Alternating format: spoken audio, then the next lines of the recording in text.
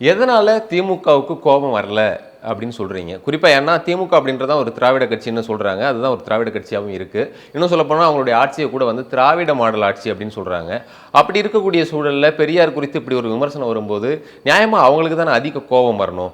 ஏன் அடக்கி வாசிக்க சொல்லி மேலிடத்துல இருந்து உத்தரவு வரதா நீங்களே சொல்றீங்க? என்ன காரணம்? இல்லை, அவங்க அரசியல்வாதியாக போயிட்டாங்க, இயக்கவாதி அல்ல.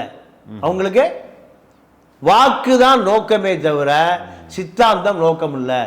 எப்போ பலவீனப்படுகிறார்களோ அப்போ பெரியார் சட்டையை இழுத்து போத்தி கொள்ளுகிறார்களே தவிர இந்த நீங்கள் பெரியாரை கடைசி வரைக்கும் கொண்டு சேர்த்திருந்தால் அதிமுக ஒரு கட்சியே இல்லை. அதிமுகன்னு ஒரு கட்சியே இல்லை. கேரளாவில் உதாரணம் வேற ஒன்றும் இல்லை. கம்யூனிசத்தை தவிர கேரளாவில் காங்கிரஸ் பிரதான எதிர்கட்சி கம்யூனிஸ்ட் தான். ஏன் கம்யூனிசம் கடைக்கோடி தொண்டை வரைக்கும் போய் சேர்ந்துருச்சு. அங்கே யாராவது நீங்கள் இப்போ இங்கே சீமா என்ன சொல்கிறாருன்னா, பெரியாருடைய சிலை தகர்க்கப்படும்.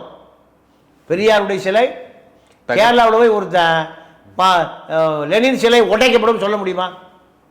சொல்லிட்டு அவன் கேரளாவுக்கு வெளியேற முடியுமா? எப்படி சொல்ல முடியும்? பஞ்சாபுக்கு போங்க, பகவத் சிங் சிலை தகர்க்கப்படும் சொல்ல முடியுமா? அவன் பஞ்சாப் விட்டு வெளியேறிடுவானா? முடியாது.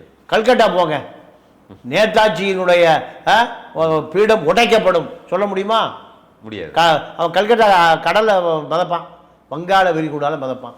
இந்த சைமன் நீங்கள் தமிழ்நாட்டில் தெம்போடும் திராணியோடும் ஈரோடு கிழக்கில் பெரியார் மாவட்டம், அது இப்போ தான் பேரை எடுத்துட்டாங்க, பெரியார் மாவட்டத்தில் நீங்கள் போய் நான் எலெக்ஷன் நிற்பேன், திமுகவுடைய அதிருப்தி ஓட்டு எனக்கு கிடைக்கும், முதல்ல வாங்கின 10,000 ஓட்டை விட இப்போ 20,000 ஓட்டு கிடைக்கும், அதிமுக ஓட்டு எனக்கு கிடைக்கும், இப்படி ஒரு பெரிய இருமாப்பில் ஈரோட்டில் அவரே நிற்பதாக ஒரு யோசனை இருந்தது. எங்க சீமானே? ஆமாம்.